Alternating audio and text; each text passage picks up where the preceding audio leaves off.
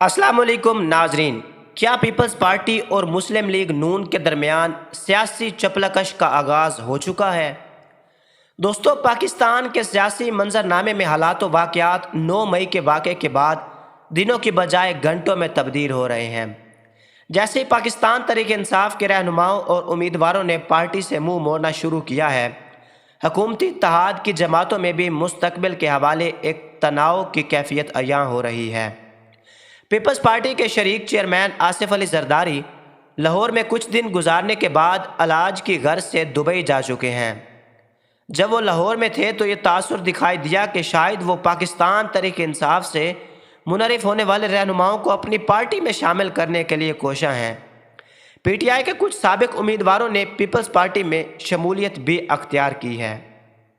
سیاسی مبصرین کے مطابق آصف علی زرداری استحکام پاکستان پارٹی کے قیام سے کچھ زیادہ خوش نہیں ہیں۔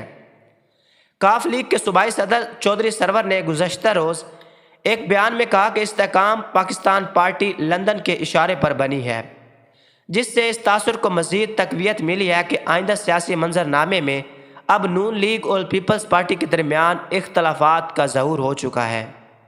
سیاسی مبصرین کے مطابق یہ ایک قدرتی عمل ہے۔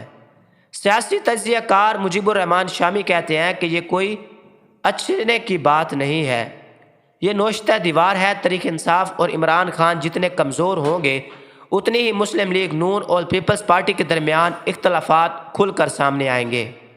انہوں نے اردو نیوز سے بات کرتے ہوئے کہا کہ طاقتور عمران خان کے ہوتے ہوئے ان کے درمیان اختلافات پس پردہ چلے جاتے ہیں۔